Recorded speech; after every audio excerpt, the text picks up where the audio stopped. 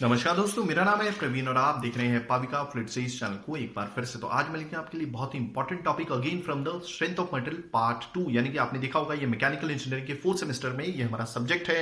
वैसे तो काफी सिविल इंजीनियरिंग में भी ये सब्जेक्ट देखने को मिलेगा, बट ये टॉपिक प्रेशर वेसल का आई डोंट थिंक सो कि ये इंक्लूडेड होगा। ये ज्यादातर केमिकल इंजीनियरिंग में भी देखने को मिलता है ये वाला टॉपिक, प्रेशर वेसल यानी कि स्ट्रेंथ ऑफ मेटल में। ठीक है, तो आज का जो टॉपिक जिसके बारे में आज हम बात करने वाले स्पेशली स्पेरिकल शेल के बारे में। बट एक चीज बता दूं कि पिछला वीडियो भी हमारा स्पेरिकल शेल पे था, जिसमें हमने ये निकाला था कि longitudinal stress in case of spherical shell and your circumferential, जिसको हुप स्ट्रेस भी बोलते हैं, वो दोनों एक ही होते हैं। Sigma 1 is equal to sigma 2 is equal to sigma, यानी कि सिग्मा की वैल्यू हमने निकाली थी स्ट्रेस की। ठीक है, तो आज हम देखने वाले हैं कि इसी स्पेरिकल शेल में, ठीक है, जैसा कि आप देख रहे हैं एक स्पेरिकल शेल होती है जिसको हॉट एंड स्पेयर भी बोलते हैं। ज्यादातर इसको अंडर प्रेशर लिक्विड को स्टोर करने के काम में आता है, या फिर अंडर प्रेशर लिक्विड नहीं बोलेंगे डायरेक्टली, कि अंडर प्रेशर गैस को स्टोर करने में काम में आता है। मतलब गैस है, एटमॉस्फेरिक प्रेशर पे गैस है, अंडर प्रेशर स्टोर करेंगे तो लिक्विड फॉर्म में आ जाती है, तो गैस को स्टोर करते हैं। और ज्यादातर ये पोर्ट्स पे मिलेगी, बंदरगाहों पे मिलेगी ऐसा स्टोरेज वेसल। ठीक है, हॉट एंड स्पेयर भी इसे कहा जाता है। तो आज हम देखने वाले हैं कि पैरामीटर्स में कैसे चेंज आता है, कितना चेंज आता है डायमीटर में, कितना चेंज आता है वॉल्यूम में, क्योंकि स्पेरिकल शेल का कोई लंबाई तो होगी नहीं, तो डायमीटर ही होगा। तो आज हम इसी के साथ बात करने वाले हैं। बट आगे बढ़ने से पहले अगर आपने मेरे चैनल सब्सक्राइब नहीं किया, प्लीज आपसे बहुत बड़ी रिक्वेस्ट कि आप मेरा चैनल सब्सक्राइब कीजिए, लाइक एंड चैनल मत भूलिएगा, तक मैं ऐसी एजुकेशन वीडियोस आपके लिए हमेशा हर पल लेके आता हूं। और इसी वीडियो के डिस्क्रिप्शन बॉक्स में आप देखें तो आपको लिंक मिलेगा जहां से आप इसी चैप्टर यानी कि जो हमारी प्लेलिस्ट का नाम है प्रेशर वेसल के तमाम टॉपिक्स, तमाम यूनिवर्सिटी सॉल्व क्वेश्चंस, डेरिवेशन तमाम आप डाउनलोड कर सकते हैं, किसी को सजेस्ट कर सकते हैं जो भी आपके फ्रेंड्स होंगे केमिकल इंजीनियरिंग या मैकेनिकल इंजीनियरिंग में पढ़ रहे होंगे। ठीक है, और दूसरी चीज, आए दिन काफी सारे कमेंट्स आते हैं कि सर आपकी वजह से हमारे फ्लूइड मैकेनिक्स में, फ्लूइड मशीन्स में, strength of material, heat transfer, GATE chemical engineering यानी कि उसमें काफी अच्छे मार्क्स आए हैं गेट केमिकल इंजीनियरिंग के। तो काफी सारे मतलब कमेंट्स तो आते रहते हैं, बट स्पेशली मुझे जो आते हैं वो फ्लूइड मैकेनिक्स और फ्लूइड मशीन से आते हैं, स्ट्रेंथ ऑफ मेटल के भी काफी सारे आते हैं। तो ये सब आपका प्यार दुलार है जिसकी वजह से मैं वीडियोस आपके लिए लेके आता हूं। बट एक छोटी सी रिक्वेस्ट है कि अगर आपको लगता है कि हमारी वजह से आपको कुछ बेनिफिट हुआ था, प्लीज दिल खोल के जो भी आपको ठीक ठाक लगे अमाउंट आप डोनेट कर सकते हैं, उसका भी लिंक डिस्क्रिप्शन बॉक्स में दे दिया गया है। तो चलिए स्टार्ट करते हैं हमारा ये आज का topic. This is your change in diameter of a thin spherical shell and change in volume, यानी कि स्पेरिकल शेल। ठीक है, स्पेरिकल शेल यानी कि स्फीयर, अगर हम इसके वॉल्यूम की बात करेंगे तो ये होता है 4/3 पाई आर क्यूब। क्लियर हो गया? ओके, अब मैं ये बोल रहा था जिसको हॉट एंड स्पेयर भी बोलते हैं, यहां पे लिख देता हूं हॉट एंड स्पेयर।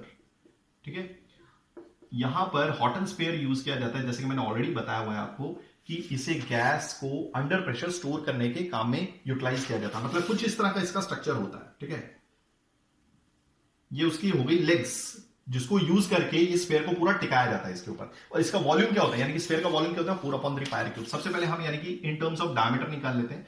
4/3 पाई, आपको मालूम है रेडियस को लिखा जा सकता है d/2 और क्यू लगा हुआ था। Okay, so v is equal to, क्योंकि ये टर्म यूज होने वाली इसलिए मैं कर रहा हूं। ठीक है, ये क्यूब d को दिया तो d क्यूब हो गया, ये क्यूब 2 को दिया तो 8 हो गया, 4 2 जा 8 हो गया। So therefore volume can be written as pi d 3 2 जा 6। ओके, तो पाई डी क्यूब बाय 6 ये हो गया। ठीक है, अब देखिए ये तो मैंने आपको बता दिया। ठीक है, ये हमारी प्रेशर वेसल है, अलोंग द एक्स एक्सिस हमारा डायमीटर है।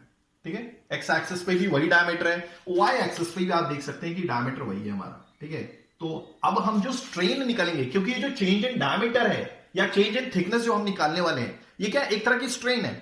ठीक है, अब स्ट्रेन से ही हम चेंज इन डायमीटर निकालेंगे, या फिर स्ट्रेन से ही हम चेंज इन थिकनेस निकालेंगे, और फाइनली हम वॉल्यूम निकालेंगे कि वॉल्यूम में कितना चेंज आया होगा। क्योंकि आपको मालूम है, मैंने ऑलरेडी पढ़ाया था सिलिंड्रिकल प्रेशर वेसल में, कोई भी प्रेशर वेसल को जब कभी भी आप प्रेशर से सब्जेक्ट कर दें तो उसके पैरामीटर्स में चेंज देखने को मिलता है, लेंथ में चेंज देखने को मिलता है, फिर यार आपके डायमीटर में चेंज देखने को मिलता है, थिकनेस में चेंज देखने को मिलता है, वो भी पॉजिटिव चेंज देखने को मिलता है, नेगेटिव नहीं। तो दैट मींस अगर मैं इसको प्रेशर से सब्जेक्ट कर दूं कुछ ऐसे, ठीक है, ये P है।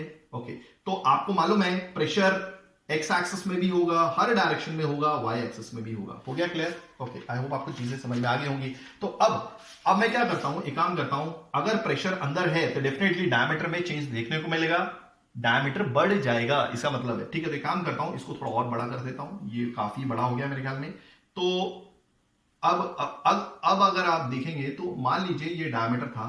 ठीक है, डायमीटर में इतना करता हूं, इतना डायमीटर, या फिर एक काम करता हूं, डायमीटर इतना रहने दीजिए। ओके, अब चेंज इन डायमीटर कितना आया, एक्स्ट्रा चेंज कितना आया, दैट इज डेल डी, हम डिनोट करेंगे डेल डी, और यही हमें change in diameter find out करना है। ठीक है, हो गया। अब इसमें एक चीज थी, देखिए अब इसमें हम देखेंगे कि ये जो डेल डी निकलेगा ये कैसे निकलेगा, स्ट्रेन से निकलेगा। आपको मालूम है एक लैटरल स्ट्रेन भी होती है, लीनियर स्ट्रेन भी होती है। अब ये स्ट्रेन क्या होती है, देखिए strain change in length upon original length. ज्यादातर आपने लेंथ जो देखी होगी वो एक्स एक्सिस पे देखी होगी या फिर लॉन्जिट्यूडनल एक्सिस जिसको बोलते हैं, ठीक है।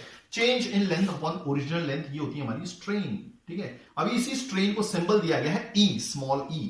तो हम क्या कर रहे हैं, स्ट्रेन क्या है, देखिए ये जो स्ट्रेन है ये एक तरह का फ्रैक्शन है, ठीक है। ये एक तरह का फ्रैक्शन है जिसमें चेंज इन लेंथ को ओरिजिनल लेंथ के कंपेयर किया जाता है, चेंज इन लेंथ को कंपेयर किया जाता है ओरिजिनल लेंथ से। तो दैट मींस ये एक तरह का रेशियो है या फिर बोल सकते हैं एक तरह का फ्रैक्शन है, ठीक है। ये डेफिनेटली फ्रैक्शन ही होगा, ठीक है, कि ये जो चेंज इन लेंथ है ये कितना पार्ट है आपके ओरिजिनल लेंथ का, ठीक है। तो डेफिनेटली फ्रैक्शन होगा, फ्रैक्शन कभी भी 1 से ज्यादा नहीं होता। और या फिर अगर आप परसेंटेज में कैलकुलेट करना चाहते हो तो मल्टीप्लाई में 100 कर लीजिए, ठीक है। यानी कि ओरिजिनल लेंथ का कितना परसेंट चेंज आया, और वो भी पॉजिटिव चेंज आया तो डेल एल आपका पॉजिटिव ही होगा। बट अब हम यहां पे चेंज इन लेंथ की बात नहीं करेंगे, हम बात करेंगे चेंज इन डायमीटर, क्योंकि अलोंग द एक्स एक्सिस आपका डायमीटर है या अलोंग द एक्स एक्सिस आपका डायमीटर ही है, ठीक है। तो ये हो गया डेल डी बाय डी, तो ये हमें चाहिए, क्लियर हो गया। तो अब मैं इसको लिखूंगा, इसी को बोलते हैं स्ट्रेन, और ये एक्स डायरेक्शन में इसलिए ई एक्स लिख रहा हूं, बट ये ओवरऑल स्ट्रेन निकालूंगा मैं क्या निकालूंगा, ओवरऑल स्ट्रेन, ठीक है। ओके, आई होप आपको इतनी तो चीजें समझ में आ गई होंगी। अब मैं एक्स एक्सिस निकाल रहा हूं, बट अगर मैं वाई एक्सिस पे भी निकालूं तो भी, तो देखिए वैसे तो आपने देखा होगा E1 और E2 दोनों निकालते हैं, ठीक है। बट इस केस में ये जो स्फीयर है अगर आप इसे एक्स एक्सिस से भी काटोगे तो भी ये दो हिस्सों में कटेगा। देखिए मैंने इसको काट दिया, तो ये ऊपर वाला हिस्सा और ये नीचे वाला हिस्सा। ओके, सपोज मेरा मन किया कि मैं इसको ऐसे काट दूं, तो ये हो गया हमारा ये वाला हिस्सा और ये वाला हिस्सा। तो दैट मीन्स अगर आप एक्स एक्सिस से काट लो या वाई एक्सिस से काट लो, दोनों इससे सेम ही कटेंगे, सिमेट्रिकल कटेंगे। तो कहने का मतलब क्या है कि आप स्ट्रेन E1 और E2 हम कब निकालते थे, ठीक है, जब हमारा जो डायग्राम था वो सिमेट्रिकल नहीं था। सपोज अगर मेरा ये क्या बोलते हैं स्फीयर कुछ सिलेंड्रिकल पार्ट होता, तो मैं अगर ऐसे कट करता तो ये कुछ इस तरह से दिखता था, हो गया। बट अगर मैं इसको y एक्सिस से कट करता था तो ये कुछ इस तरह से दिखता था। तो इस केस में मेरे को E1 और E2 निकालना है, बट क्योंकि हमारा जो डायग्राम है वो सिमेट्रिकल है, मतलब x एक्सिस से भी काटिए आपको सेम हिस्से मिलेंगे, y एक्सिस से भी काटिए सेम हिस्से मिलेंगे, तो इस केस में E1 इजिकल टू E2 हो जाता है। ये देखिए ये है लॉन्जिट्यूडनल स्ट्रेन, ये है आपका क्या बोलते हैं सर्कमफरेंशियल स्ट्रेन, या फिर कोई भी बोल लीजिए। एक काम कीजिए, इसको सर्कमफरेंशियल स्ट्रेन बोल लीजिए, इसको लॉन्जिट्यूडनल स्ट्रेन बोल लीजिए, तो इसको सिंपल ही रहने दीजिए, कोई प्रॉब्लम नहीं है। आई होप आपको चीजें समझ में आ गई होंगी, क्योंकि एक्स एक्सिस के अलोंग भी डायमीटर है, वाई एक्सिस के अलोंग भी डायमीटर है, तो इतनी तो चीज समझ में आ गई। तो हमें एक ही चीज निकालनी है, ठीक है। अब ये निकलेगी कैसे, ठीक है, अब हम ये देख लेते हैं। तो मैंने क्या बोला कि ठीक है, अब देखिए हमने यहां पे क्या लिखा है, overall strain in x direction, ठीक है। अब एक चीज थोड़ी देर के लिए मान लेते हैं कि मान लीजिए प्रेशर जो है वो सिर्फ एक्स डायरेक्शन में एक्ट कर रहा है, ठीक है। अगर एक्स डायरेक्शन में एक्ट करता है तो डेफिनेटली डायमीटर बढ़ेगा। ओके, तो कितना चेंज आया, ये एक्स्ट्रा चेंज आया del D by D. I hope आपको चीजें समझ में आ गई होंगी। और ये डेल डी बाई डी कैसे लिख सकते हैं, ये वाला जो del D by D. Okay, तो मैंने यहां पर लिख दिया दिस इज इक्वल टू, ठीक है, डेल डी बाई डी। और इसी को मैं क्या लिख सकता हूं, अब आप सोच रहे होंगे, देखिए ये जो डेल डी बाई डी है ना, ये ओवरऑल है, याद रखिएगा ये ओवरऑल है, नहीं तो आप दोनों को सेम ही समझेंगे। ये ओवरऑल है एक्स डायरेक्शन में, इसलिए मैं एक्स भी लिख देता हूं यहां पे, ठीक है। ओके, तो हमने पहला केस कंसिडर किया जब सिर्फ प्रेशर एक्स डायरेक्शन में ही एक्ट कर रहा था, यानी कि लॉन्जिट्यूडनल एक्सिस में या फिर along the axis he act कर रहा है आपका प्रेशर। तो डेफिनेटली जो चेंज इन डायमीटर होगा वो मैक्सिमम होगा। तो सिंपल है, हमने यहां पे लिख दिया। और इसमें क्या है, केस क्या है, सिर्फ प्रेशर एक्स डायरेक्शन में एक्ट कर रहा है, बट ऐसा तो है नहीं है। ओके, तो अगर मान लेते हैं थोड़ी देर के लिए कि अगर प्रेशर सिर्फ एक्स डायरेक्शन में एक्ट कर रहा है, तो जो स्ट्रेन होगी वो होगी change in diameter upon original diameter. हो गया क्लियर, यही तो लिखा है change in diameter upon original diameter. हो गया क्लियर। ओके, तो मैं इसको डेल डी बाई डी ना लिखते हुए मैं काम करता हूं ना, इसको मैं सिंपल इसको ई एक्स लिखता हूं। याद रखिएगा ये जो ई एक्स है ये ओवरऑल है, यानी कि फाइनल चेंज इन स्ट्रेन, ठीक है, फाइनल स्ट्रेन है, ये फाइनल स्ट्रेन है, चेंज नहीं बोलूंगा, फाइनल स्ट्रेन है। ओके, जिसको ऐसा लिखा जा सकता है del D by D is equal to overall strain, ठीक है, ऐसा लिख सकते हैं। ओके, तो ये एक केस है, ठीक है। बट मैंने आपको ऑलरेडी एक केस बता दिया है कि जिसमें सिर्फ प्रेशर एक्स एक्सिस पे एक्ट कर रहा है, मतलब एक्स एक्सिस यानी कि क्या बोलते हैं लॉन्जिट्यूडनल एक्सिस या अलोंग द डायमीटर एक्ट कर रहा है, उसकी वजह से डायमीटर बढ़ गया, तो जो चेंज इन डायमीटर था ये मैक्सिमम होगा। आई होप आपको चीजें समझ में आ गई होंगी, मैक्सिमम होगा, क्लियर हो गया। बट ऐसा तो है ही नहीं है भाई, ये तो हमने केस कंसिडर किया है, क्या प्रेशर सिर्फ एक ही डायरेक्शन में एक्ट कर रहा है, ये हर एक डायरेक्शन में एक्ट कर रहा है। तो मैं मानता हूं कि अब डायरेक्शन आपका जो प्रेशर का है वो तो वाई डायरेक्शन में भी है। अगर ये वाई डायरेक्शन में प्रेशर भी एक्ट कर रहा है, ठीक है, वाई डायरेक्शन में भी प्रेशर पी एक्ट कर रहा है, तो उसकी वजह से आपका अलोंग द वाई एक्सिस जो है वो डायमीटर बढ़ेगा। अलोंग द वाई एक्सिस आपका डायमीटर बढ़ेगा, मतलब यही शेप कुछ इस तरह से दिखेगी, थोड़ी सी ऐसी बल्जिंग टाइप, ठीक है, मतलब अलोंग द वाई एक्सिस ये जो स्फीयर है ये खिंच जाएगा। तो कहने का मतलब है ये वाला जो डायमीटर है कम हो जाएगा। आप देख रहे हैं कम हो जाएगा, होगा या नहीं कम होगा।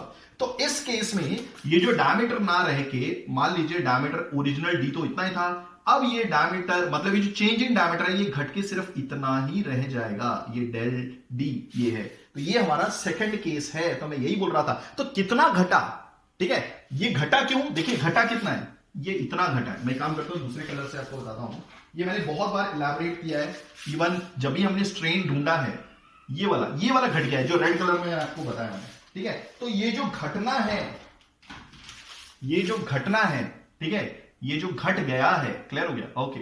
ये किस वजह से घटा है, क्योंकि y एक्सिस में जो प्रेशर P साइमल्टेनियसली एक्ट करता है, इसकी वजह से डायमीटर में यानी कि चेंज इन डायमीटर में कमी होती है। कितनी कमी हुई भाई, इतनी कमी हुई, हो गया क्लियर। तो जितनी कमी हुई उस स्ट्रेन को बोलते हैं हम लैटरल स्ट्रेन। तो डेफिनेटली ये मैक्सिमम था, तो इसमें से हमें कुछ तो माइनस करना पड़ेगा, वो कुछ तो माइनस करना पड़ेगा, क्या होगा मैं आपको बता देता हूं, ठीक है। तो ये हमारा लैटरल स्ट्रेन होता है। लैटरल स्ट्रेन इसलिए क्योंकि ये एक तरह का इफेक्ट है जो किसी वजह से पैदा हुआ है, ठीक है। तो अगर मुझे यहां पर ये जितना ये जो स्ट्रेन आया है, ठीक है, एक्चुअली में ये एक तरह की लंबाई है, बट यहां पर जो भी चेंज आया हुआ है जब मैं इसको ओरिजिनल डायमीटर से डिवाइड करूंगा तो ये कहलाएगा लैटरल स्ट्रेन। अब आपको मालूम है हमें लैटरल स्ट्रेन चाहिए, तो लैटरल स्ट्रेन कैसे आएगा, पॉइजनस रेशियो से। तो this is the lateral strain by linear strain equal to mu, clear हो गया, ओके। तो मेरे को लैटरल स्ट्रेन क्या मिलेगा, lateral strain is equal to linear strain into mu, हो गया क्लियर। ये बीच में मल्टीप्लाई का साइन है, अब मैं इसको यहां पे लेता हूं। तो ये जो लैटरल स्ट्रेन है ये अलोंग द एक्स एक्सिस है, या फिर बोल सकते हैं अलोंग द डायमीटर है, हो गया क्लियर, ओके। तो ये जो लैटरल स्ट्रेन होगा ये क्या होगा, लीनियर स्ट्रेन। याद रखिएगा जब भी कभी भी लीनियर स्ट्रेन होगा तो लैटरल स्ट्रेन देखने को मिलेगा, बट ये जो कम हो रहा है ये लैटरल स्ट्रेन है, तो डेफिनेटली इसके अब ये देखिए लैटरल स्ट्रेन है एक्स एक्सिस पे अलोंग द डायमीटर है, तो ये वाली जो एक्सिस है ये आपकी एक्स एक्सिस है, तो इसको लग के कौन सी एक्सिस है जो 90 डिग्री पर है, ये वाली एक्सिस है यानी कि वाई एक्सिस है। तो इस डायरेक्शन में डेफिनेटली लीनियर स्ट्रेन हुआ होगा। मैं ऑलरेडी बता चुका हूं कि लीनियर स्ट्रेन क्या होता है, ठीक है, लीनियर स्ट्रेन क्या होगा, ठीक है, क्योंकि प्रेशर आपका इस डायरेक्शन में एक्ट कर रहा था, तो प्रेशर एक्ट कर रहा था तो वाई डायरेक्शन में आपका डायमीटर बढ़ेगा ना भाई, तो इसी को तो लीनियर स्ट्रेन बोलते हैं, यानी कि change in diameter upon original diameter, तो ये होता है आपका लीनियर स्ट्रेन। तो मैं यही बोल रहा था कि लीनियर स्ट्रेन आपको देखने को मिलेगा वाई डायरेक्शन में, और मान लीजिए, ठीक है, हो गया क्लियर। तो यहां पर मैं लिख देता हूं वाई डायरेक्शन में, तो ये हो जाएगा हमारा E2। थोड़ी देर के लिए मान लीजिए एक्स डायरेक्शन में जो भी स्ट्रेन पैदा हो रहा था, ठीक है, एक काम करते हैं इसको EY मानते हैं, ये ज्यादा बेटर रहेगा, क्योंकि एक्स डायरेक्शन में जो स्ट्रेन है वो हमारा लैटरल स्ट्रेन है, ठीक है। मतलब फिलहाल मैं ऐसा नहीं बोलूंगा, ये आई होप आपको चीजें समझ में आ रही होंगी। मैंने यहां पर, ठीक है, हाँ, एक्स डायरेक्शन में हमारा लैटरल स्ट्रेन ही है, ओके, और वाई डायरेक्शन में हमारा लीनियर स्ट्रेन हुआ है। आई होप आपको चीजें समझ में आ गई होंगी, क्योंकि अगर हम कोई चीज अब माइनस कर रहे हैं, यानी कि लैटरल स्ट्रेन को माइनस कर रहे हैं, वो भी एक्स डायरेक्शन में, तो डेफिनेटली वाई डायरेक्शन में लीनियर स्ट्रेन आया है, और वो लीनियर स्ट्रेन क्या होगा, EY, क्योंकि वाई डायरेक्शन में ना भाई, ओके। तो ये हो गया हमारा, लेट मी चेक, ठीक है, इंटू म्यू, हो गया। तो सिंपली ये लैटरल स्ट्रेन मैं माइनस कर दूंगा, EY इंटू म्यू, ओके। और मैं थोड़ा सा अच्छे से लिख लेता हूं ये, क्योंकि ये समझना बहुत जरूरी है, काफी स्टूडेंट्स को कंफ्यूजन हो जाती है यहाँ पे, इवन मैं भी कर रहा होता तो कभी कभी कंफ्यूजन हो जाती है, ओके। अब एक काम करता हूं, इसको EX ओवरऑल ही लिखता हूं, क्यों डेल डी बाई डी बार बार लिखूं, ठीक है, लास्ट में लिख लेंगे, ठीक है। तो this is EX overall, let me check everything is working fine, या ठीक है, इसको थोड़ा जल्दी से निपटाते हैं। तो EX, अब आपको मालूम है ये चीज निकाल देता हूं, ठीक है, ये तो हमारा हो गया, ऐसी हम थिकनेस भी निकाल लेंगे, ठीक है। सो ये जो E है ये क्या स्ट्रेन है, अब आपको मालूम है according to Young's modulus of elasticity stress is directly proportional to strain. ये स्ट्रेन का सिंबल है, स्ट्रेस का सिंबल है, तो सिग्मा इज इक्वल टू, ये प्रोपोर्शनैलिटी कांस्टेंट खोला, ये तब तक वैलिड है within the proportional limit, within the proportional limit, क्योंकि काफी स्टूडेंट क्वेश्चन बोलते हैं, पूछते हैं ये जो लॉ वैलिड है आपका within the proportion limit है, यानी कि जब तक stress directly proportional to strain है। ओके, अगर मेरे को ई की वैल्यू चाहिए तो sigma upon capital E. Okay, तो मैं इस ई की वैल्यू को एक्स डायरेक्शन में पुट कर देता हूं। तो याद रखिएगा एक्स डायरेक्शन में जो हमारा स्ट्रेन रहेगा, यानी कि लॉन्जिट्यूडनल स्ट्रेन, वैसे भी इस स्पेरिकल शेल में आपका सिग्मा 1 इजिकल टू सिग्मा 2 होता है, ठीक है, इक्वल टू सिग्मा। ठीक है, तो आप सिंपली आप इस सिग्मा ही पुट कर लीजिए। यहां पे डायरेक्शन का कोई प्रॉब्लम नहीं है, डायरेक्शन मतलब एक्स एक्सिस पे लीजिए, वाई एक्सिस पे, क्योंकि सिग्मा 1 इक्वल टू सिग्मा 2 ये मैंने ऑलरेडी बताया हुआ स्फेरिकल शेल के लिए। तो यहां पे सिंपली मैं सिग्मा लिखता हूं अपॉन ई। ओके, सिंपली हो गया, minus E Y is nothing but the same E upon E into mu. ठीक है, हो गया क्लियर? आई होप आपको चीजें समझ में आ गई होंगी। वाई डायरेक्शन में आपका लीनियर स्ट्रेन है, तो वाई डायरेक्शन में तो आपका यानी कि सिग्मा 2 होना चाहिए, सिग्मा 2। ठीक है, और वाई डायरेक्शन में ये जो सिग्मा 2 है that is your circumferential strain या hoop stress, but sigma 1 equal to sigma 2 equal to यानी कि सिग्मा ही होता है। तो सिंपली मैंने यहां पे लिख लिया। ठीक है, नहीं तो अगर आप ये अगर सिलेंड्रिकल वेसल ले रहे होते तो यहां पे आपको सिग्मा 1 सिग्मा 2 डिफाइन करना होता था। ओके, चलिए, तो अब मैं क्या करूंगा, सिग्मा अपॉन ई कॉमन ले लूंगा, दिस इज 1 माइनस म्यू। हो गया क्लियर? ओके, अब आपको मालूम है सिग्मा की वैल्यू ऑलरेडी डिफाइन की हुई है, यहां पे लिख देता हूं। तो therefore sigma is your P D by 4t। कल के न्यूमेरिक मतलब कल के वीडियो में हमने ये डिफाइन किया था।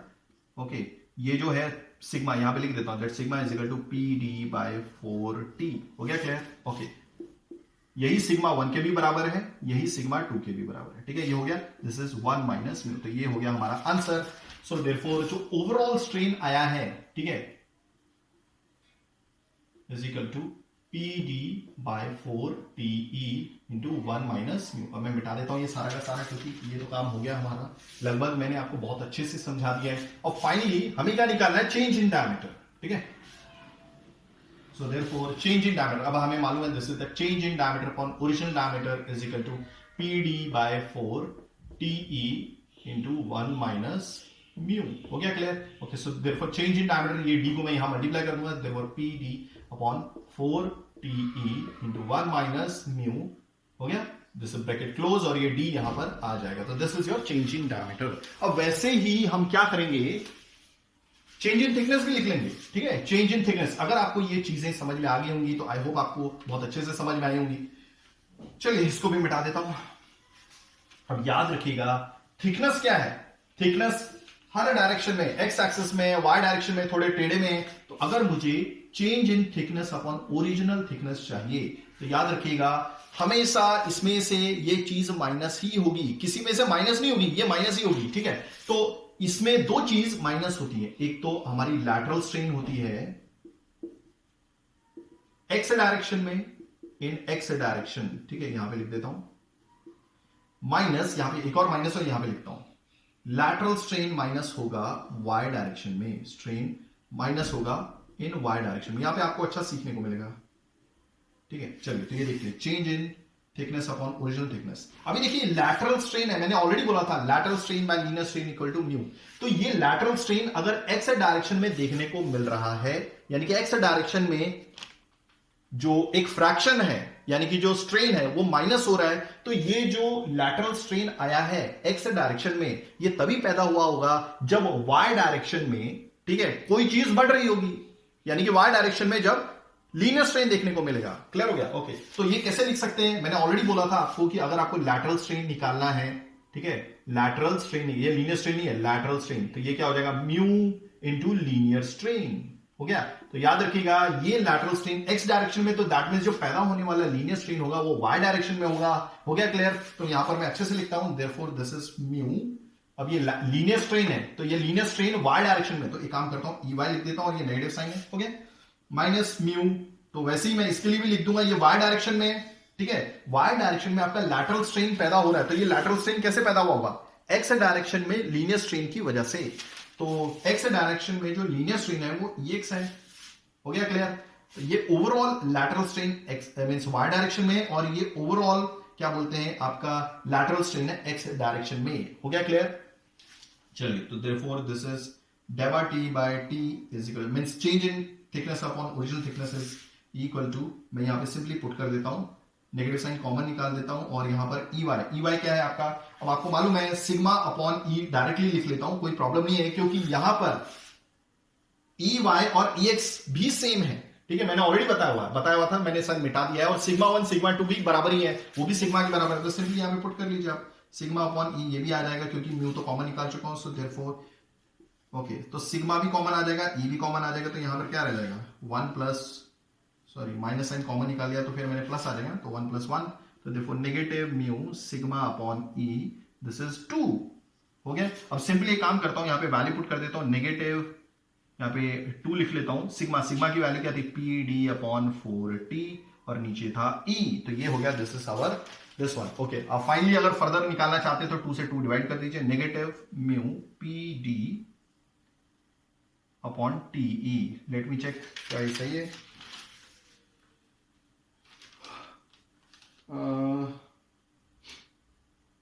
नेगेटिव म्यू डी, हाँ ओके ठीक है, तो delta change in thickness upon original thickness equal to negative mu P D upon T, ठीक है। अगर आपको डेबा टी चाहिए, चेंज इन थिकनेस चाहिए, तो इस टी को यहाँ पे मल्टीप्लाई कर दीजिए, तो फाइनली मैं यहाँ पे निकाल लेता हूँ फाइनल, ठीक है, तो इसको मिटा देता हूँ। चलिए अब हमारा ये तो हो ही गया, अब हमें सिर्फ एक लास्ट में क्या निकालना है, चेंज इन वॉल्यूम, वो भी निकाले, सो देयरफॉर डेबा T is equal to change in thickness, ये टी यहाँ पे मल्टीप्लाई हो जाएगा, so that will be negative mu P D upon TE into T, हो गया क्लियर? तो TT get cancel, so therefore change in thickness can be written as negative mu PD upon E. I hope आपको चीजें समझ में आ गई होंगी। लगभग मैंने अराउंड 21 मिनट्स ले लिए, अब मैं ज्यादा टाइम नहीं लूंगा, ठीक है। चेंज इन वॉल्यूम निकालने के लिए जल्दी से देख लेते हैं ये भी। ओके, सो ये भी हो गया हमारा, तो finally right now I am going to find out the volume. Okay, हमें मालूम है वॉल्यूम क्या है, pi D cube by 6। Okay, अब मैं क्या निकालूंगा, इसको डेरिवेट करूंगा विद रिस्पेक्ट टू डायमीटर, ठीक है। तो जैसे मैं डेरिवेट करता हूं, तो ये विद रिस्पेक्ट टू डी कर रहा हूं, ये पाई और 6 कांस्टेंट है, वो तो एज इट इज लिख दीजिए, जो पावर होगी आप सामने लिख दीजिए, पावर 1 से रिड्यूस भी होगी, डी स्क्वायर, हो गया क्लियर। 3 2 जा 6 आ गया। ओके, तो फाइनली यहां पर क्या हो गया, डेबा वी बाय डेबा D is equal to pi by 2 D square. I hope आपको चीजें समझ में आ गई होंगी। ओके, अब मैंने क्या करना है कि इस डेबा डी को मैं यहां मल्टीप्लाई कर लेता हूं, ठीक है। So therefore change in volume is equal to pi d square by 2, और ये डेबा डी मैंने यहाँ पे डिवाइड मल्टीप्लाई कर दिया, मैंने क्रॉस मल्टीप्लाई कर दिया इसको। ओके, अब मैं क्या कर रहा हूँ, सिंपली मैं वॉल्यूम से दोनों साइड से डिवाइड कर दूंगा, ठीक है। अगर आप कर रहे हो मींस डिवाइड कर रहे हो तो दोनों साइड कीजिए। ओके, तो मैं यहाँ पे क्या करूंगा, change in volume upon original volume is equal to pi D square into डेबा डी अपॉन 2। वॉल्यूम क्या था हमारा, ओरिजिनल वॉल्यूम से हम डिवाइड कर रहे थे, यहाँ पर हम ओरिजिनल वॉल्यूम मतलब ये जो वॉल्यूम है इसकी वैल्यू नहीं पुट करेंगे, बट यहां पे पुट कर लेंगे। तो v क्या है हमारा, ये है पाई डी क्यूब बाई 6, तो पाई इंटू डी क्यूब, 6 नीचे आएगा तो पलट के ऊपर आ जाएगा। ओके, सो आप देखिए पाई पाई गेट कैंसिल, डी स्क्वायर से डी स्क्वायर कैंसिल, एक डी रह जाएगा। ओके, 2 से 2 3 जा 6 हो जाएगा, तो हमारे पास क्या रहेगा फाइनली। तो ये मैं मिटा देता हूं क्योंकि ये तो आपको समझ में आ ही गया होगा कि कैसे आया था, ठीक है। ओके, अब यहां पे देखिएगा वो change in volume upon volume is equal to क्या लिखा है, क्या रह गया यहां पर सिर्फ 3। ओके, और यहां पे डेबा डी रह गया है, ओके, अपॉन एक सिंगल डी रह गया था, ठीक है। तो अब हम क्या करेंगे, so change in volume upon original volume 3, डेबा डी बाई डी की वैल्यू हम पुट कर लेंगे, जो मैंने मिटा दी है, बट मैं वापस लिख लेता हूं, मेरे पास पेज पे लिखा हुआ है। डेबा डी बाई डी की वैल्यू जो थी, this is coming out to be P D by 4TE into 1 minus mu, हो गया क्लियर। ओके, अब कुछ कटता है तो काट दीजिए, अब नहीं कट रहा है तो इस वॉल्यूम को यहां पे ले लीजिए। So finally change in volume 3PD upon 4TE into 1 minus mu bracket close, और ये आ गया हमारा इंटू v से आपने मल्टीप्लाई कर दिया। तो आई होप आपको चीजें समझ में आ गई होंगी। अगर आप ऐसी एजुकेशन वीडियो चाहते हैं तो please do right a comment, मैं पूरी कोशिश करूंगा टाइमिंगली वीडियोस लेके आने की। थैंक्स फॉर वॉचिंग, धन्यवाद, थैंक यू।